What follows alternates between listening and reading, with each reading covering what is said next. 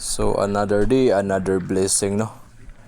So aning buntaga nagbira na pud mi sa amuang gitaktak nga pukot, no.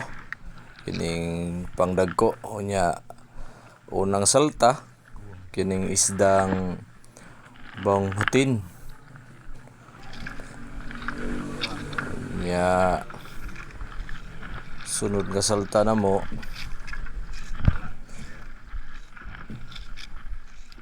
kining isdang pakul.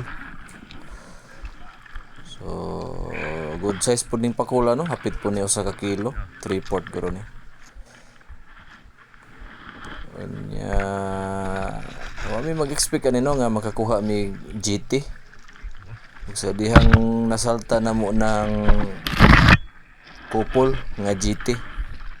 So muna siya gitawag sa mua nga lawian, no, badlon nga lawian. Murag nindot kay atong buntag ro, no, kay nakasalta dayon ta ni mga gidag-una. Nitimbang pud ni siya og hapit tag 3 ka kilo, no, ang kada usa. Pero dili lang gid kay siya ingon nga labas, kay siguro ning damag ni siya sa pukot mga tungang gabi. Pero dili pud ni siya lanos. Dili lang gid siya labas. Pero para sa mga kanang mga dili mananagat mga wala maswito sa aning isda, no, lahi ni siya klase, no, nya dili po ni siya sama ng mga bansikol nga mukatol, o di po ni siya sama ang lanos niya, di po sama ng mga inaysan sa merkado. Kaya ang lanos sa dagat lahi man kaysa inaysan.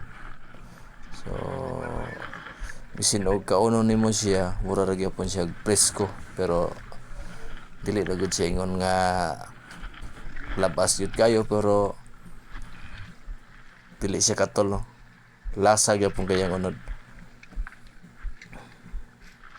So muna gitawag sa mga lawian, no, lawian nga badlon. So may pagalambod ni aning pukot, no.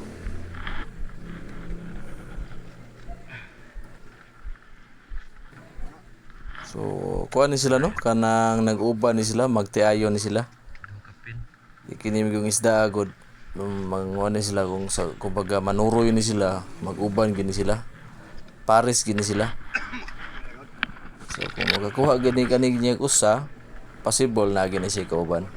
Kung dili gini makuha ang kauban, basta kay nag-uban gina sila. So ning bandung ano eh. Lawian. Unya sunod na mong salta kining isdang bugaongon, nya naputol namang lawas ani, no. Yan na say naghaba ni, masig gihapon ko ron ni kuban nga dagko nga isda nga walang mitoy, no.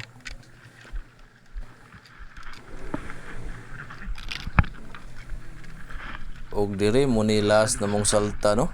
So mao gyapong isda, no, GT gyapon. Unya wami magdaho man nino nga mapunan pa gid siya, no. Pero wala lang gid makuha ang ihang pares. Maoram gid siya usa. Sa ato pa na ang usa niya nakabuhi. Goods gyapon kay, no, kay dagko kay ni. So mao na. Okay kayo.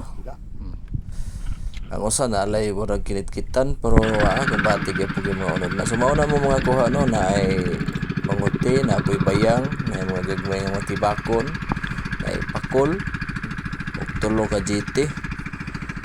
Unya salamat kay sa pagtanaw, og diri ra tataman. Mao ra to.